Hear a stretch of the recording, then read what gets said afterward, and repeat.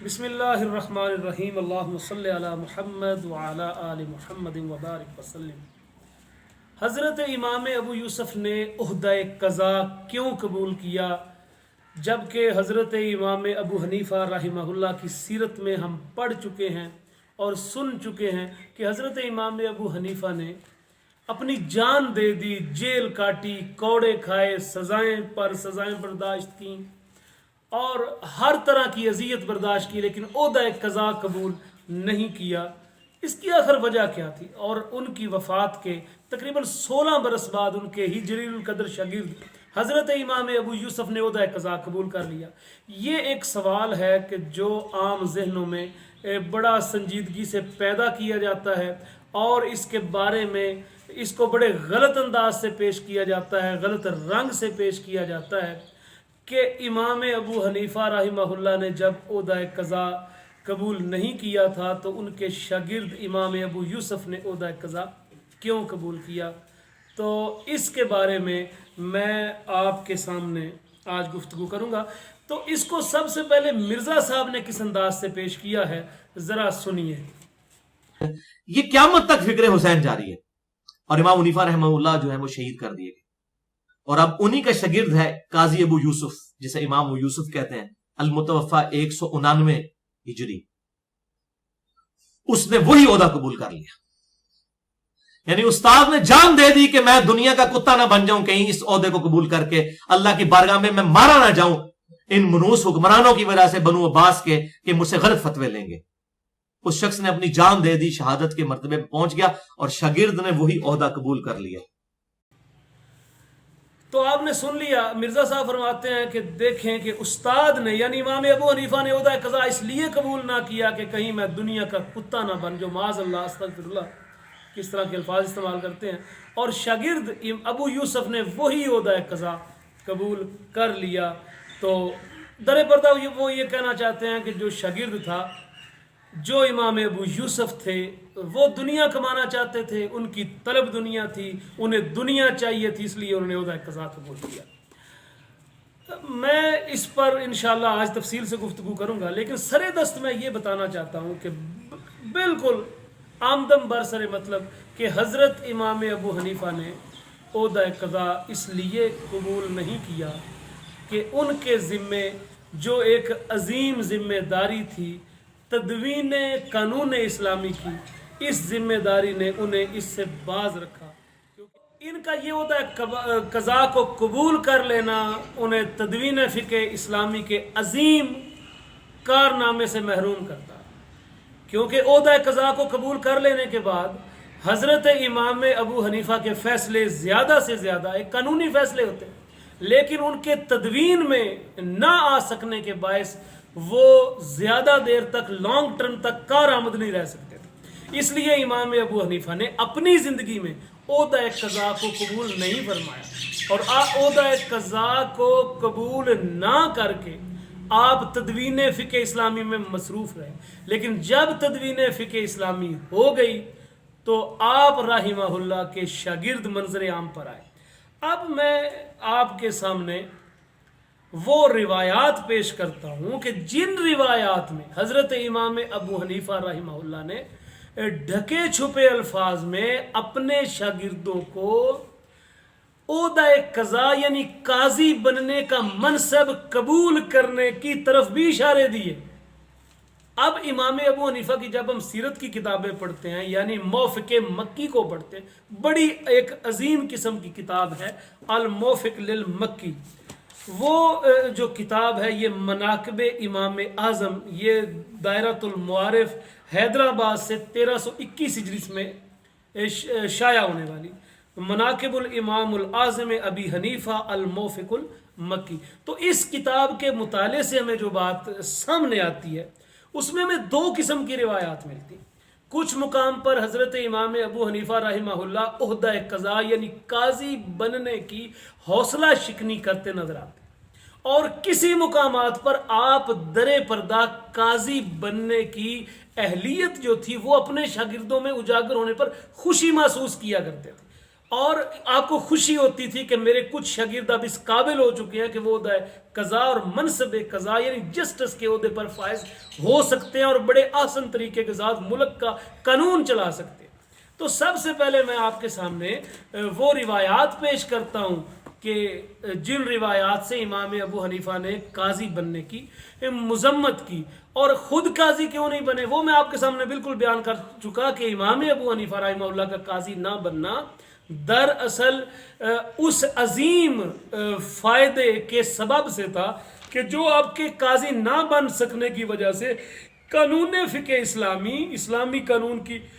تدوین کی صورت میں جو ایک امت کو بہت بڑا تحفہ آپ دے کر گئے اور آپ قضاء کے عہدے سے بالکل فارغ ہو کر اس کو آپ تدوین کرتے رہے، اور بلکہ آپ اوائل کی کتابیں پڑھ کے دیکھیں تو آپ کو پتہ چلے گا کہ اول من دون علوم الاسلامیہ فہو ابو حنیفہ، کہ جس نے سب سے پہلے علوم اسلامیہ کو، فقہ اسلامیہ کو، قانون اسلامی کو ایک کتابی شکل دی، لکھوایا، ایک مجلس بنائی جس میں مسائل ڈسکس کیے جاتے، کئی دن تک بحث ہوتی اور پھر ان مسائل کو لکھا جاتا، تو وہ امام ابو حنیفہ تھے۔ تو اپنے شاگردوں کے بارے میں امام ابو حنیفہ رحمۃ اللہ علیہ مختلف طرز سے کبھی آپ حوصلہ شکنی کرتے نظر آتے ہیں اور کبھی آپ اس بات پر خوشی محسوس کرتے ہیں کہ میرے شاگردوں میں اب ایسے لوگ پیدا ہو چکے ہیں جو قاضی بن سکتے ہیں۔ تو دیکھیے ذرا دونوں قسم کی روایات، اور اس کے بعد پھر انشاءاللہ میں ان کی تنقید پیش کروں گا اور دونوں روایات کا صحیح محمل پیش کروں گا اور مرزا صاحب کی علمی غلطی کو واضح کر دوں گا کہ صرف قاضی بننا کوئی عیب نہیں، بڑے بڑے لوگ قاضی بنے، صحابہ کرام قاضی تھے، قاضی بننا تو کوئی بری بات نہیں۔ امام ابو حنیفہ کیوں نہیں بنے؟ ان کے پیش نظر ایک بڑا مقصد تھا، وہ اگر قاضی بن جاتے تو تدوین فقہ اسلامی کون کرتا؟ تو ان کے شاگرد جو تھے وہ بڑے بڑے قاضی، وہ کیوں بنے؟ تو انہوں نے کوئی شاگردوں کو قاضی بننے سے منع تو نہیں کیا تھا۔ اگر وہ روایات موجود ہیں کہ انہوں نے منع کیا تھا تو وہ روایات بھی موجود ہیں۔ تو اب سنیے ذرا امام ابو حنیفہ رحمہ اللہ، یہ موفق المکی ہے، صفحہ نمبر 90 جلد نمبر 2، کہتے ہیں کہ امام ابو حنیفہ فرماتے ہیں کہ علم کو جس نے دنیا کے لیے سیکھا وہ علم کی برکت سے محروم کر دیا جاتا ہے۔ ایسے آدمی کے دل میں علم جاگزین نہیں ہوتا اور اس کے علم سے لوگوں کو زیادہ فائدہ بھی نہیں پہنچتا، لیکن جس نے دین کے لیے علم حاصل کیا اس کے علم میں برکت دی جاتی ہے اور دل میں اس کے علم راسخ ہو جاتا ہے اور لوگ اس کے علم سے زیادہ نفع اٹھاتے ہیں۔ اب اس روایت میں دیکھیں کہ امام ابو حنیفہ رحمہ اللہ نے جو ہے اس آدمی کی حوصلہ شکنی کی ہے جو علم دین دنیا کمانے کے لیے پڑھتا۔ اسی طرح ایک جگہ پر امام ابو حنیفہ رحمہ اللہ فرماتے ہیں کہ سب سے بہتر وہ لوگ ہیں دوسرے مقام پر، اور یہ بھی موفق مکی کی روایت ہے، صفحہ 159 جلد نمبر 2۔ اب میں پہلے وہ روایات پڑھوں جس میں قاضی، فقی اور دنیا کا مال کمانے کے لیے قاضی اور فقی بننے کی مذمت ہے۔ کہتے ہیں کہ ان میں سب سے بہتر وہ ہیں جنہوں نے فقہ کے علم کو حاصل کیا لیکن فتویٰ دینے کے پیشے کو اختیار نہیں کیا۔ ان کے بعد درجہ ان لوگوں کا ہے جو فتویٰ دینے کا کام بھی کریں گے، اور سب سے کم تر درجہ ان لوگوں کا ہے جو قاضی بنیں گے۔ یعنی اس روایت میں امام نے تیسرے نمبر پر یعنی سب سے کم درجہ جو ہے ان لوگوں کا بیان کیا ہے کہ جو علم دین پڑھ کر قاضی بنتے ہیں۔ اب یہ تو آپ نے روایات پڑھ لی، اب ذرا سنیے دوسری روایت۔ وہ روایات جو ہیں اگر آپ ان کو اور ان روایات کو اکٹھا ایک ہی جگہ رکھ کر ان کا صحیح محمل تلاش کریں گے تو آپ کو پتہ چلے گا۔ اسی موفق المکی کتاب کے اندر لکھا ہے کہ اور اس کے راوی کون ہیں؟ سہل بن مزاحم، اور یہ وہ ہے سہل بن مزاحم کہ جن پر مامون الرشید نے خراسان کی گورنری پیش کی کہ تم خراسان کے گورنر بن جاؤ۔ یہ امام ابو حنیفہ کے شاگرد ہے سہل بن مزاحم، لیکن سہل بن مزاحم نے گورنری گوارا نہ کی اور شدید اصرار کے باوجود مامون الرشید نے جب دیکھا کہ وہ کسی طرح بھی گورنر نہیں بنتے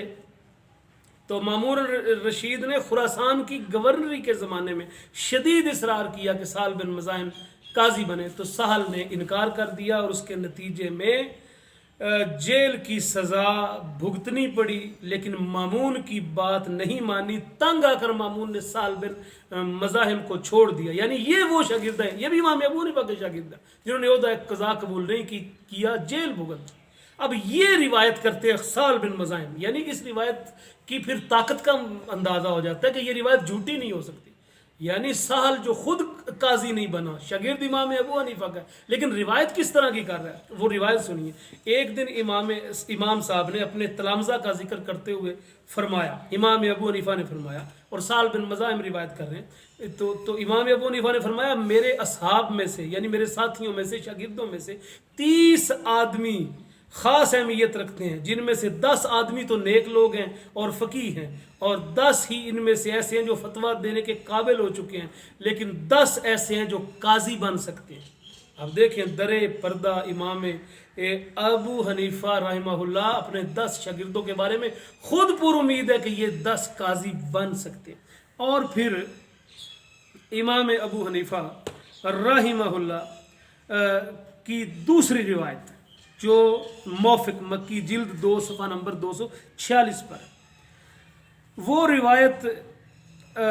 سنیے کہ امام کے پوتے یعنی اسماعیل بن حماد، امام ابو حنیفہ کے بیٹے تھے حماد اور ان کے بیٹے تھے اسماعیل، یعنی امام ابو حنیفہ کے پوتے روایت کرتے ہیں اسماعیل بن حماد۔ وہ کہتے ہیں کہ میرے دادا امام ابو حنیفہ نے فرمایا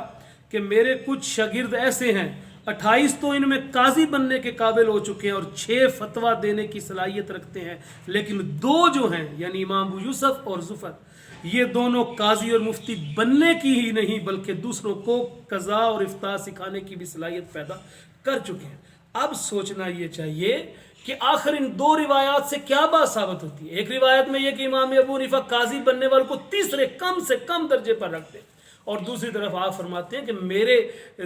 شاگردوں میں 10 ایسے ہیں جو اتنے بڑے منصب پر فائز ہیں کہ وہ قاضی اور قاضی القضات تک بن سکتے ہیں۔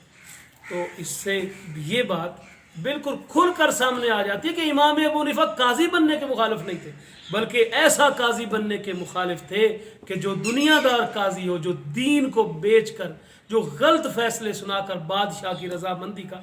طالب ہو، جو بادشاہ کی خوشنودی کا طالب ہو، جو بادشاہ کے معاملات جو تھے ان کو درست کرنے کے لیے دین کو اعلی کار بنا سکتا ہو۔ تو آپ دیکھیں کہ جب امام ابو یوسف قاضی بنے تو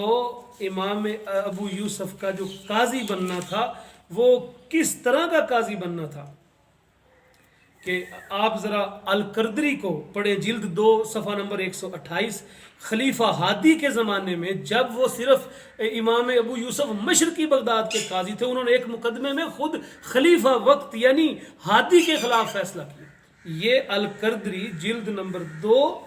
اور صفحہ نمبر 128 کی روایت ہے، اور اس کتاب کا نام ہے مناقب الامام الاعظم ابن البزاز القردری،